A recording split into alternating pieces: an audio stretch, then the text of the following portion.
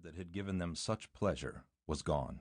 The kitchen, so important in any firehouse as the center of social life, was now unacceptably small.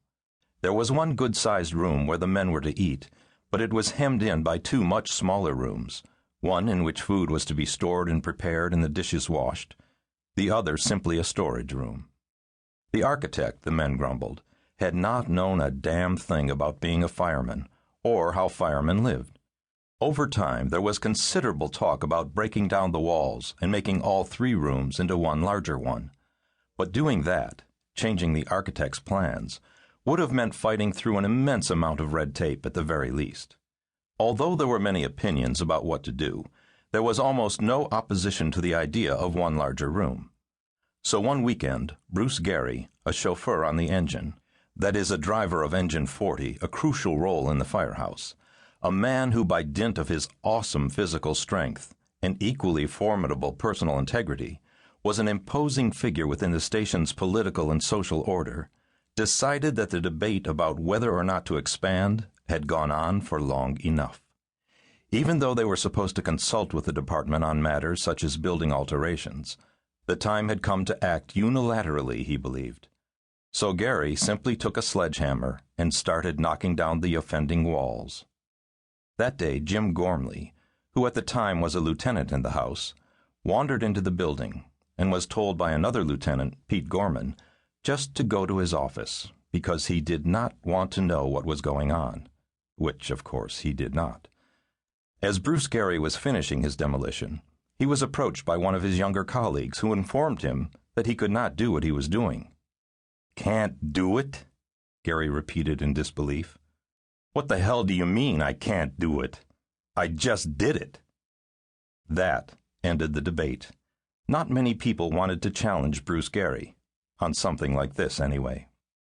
Firemen live in a world apart from other civilians. The rest of the world seems to change, but the firehouses do not.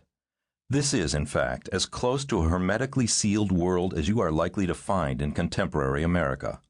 It is driven by its unique needs, norms, and traditions, some of which are inviolable. The New York Fire Department is largely male. Women have in recent years become firefighters, but that has happened slowly, and many houses have remained all male, including 4035, and largely white. And it is to an uncommon degree composed of men who come from firefighting families, men who, like their fathers before them, have wanted to be firemen since childhood. A great deal of the tradition and the coherence is family-driven, with generation after generation supplying men to the department. It is almost as if there is a certain DNA strand found in firefighting families, where the men are pulled toward the job because their fathers and uncles were firemen and had loved it, and because some of their happiest moments when they were boys had come when they visited the firehouse, and these big, gruff men made a fuss over them. The job and the mission and the sense of purpose that go with it have always been quietly blended into the family fabric. It's passed on, father to son, and sometimes grandfather to son, says the Reverend Robert Schultz, who is the pastor of a Lutheran church located about 3 blocks from the 4035 firehouse, and who knows the men well. You see your father doing it, and you're proud of him. His life seems honorable and purposeful, and you see the richness of his friendships and the loyalty of these men to each other, and how, when you're young, the other firemen seem like additional uncles, and it seems so honorable. All of this makes the department's hold on the men quite striking in an age when the lure of material and other ego rewards is so powerful. The hold the New York Fire Department has on the young men of the city and its environs is as strong as ever. The waiting list to get into the department is long, so long that many young men who want to be firemen start as cops and transfer to the fire department when their numbers finally come up. Yet the pay is marginal. According to one department veteran, a young married fireman with 4 children and a wife who doesn't work makes so little that he's technically eligible for food stamps.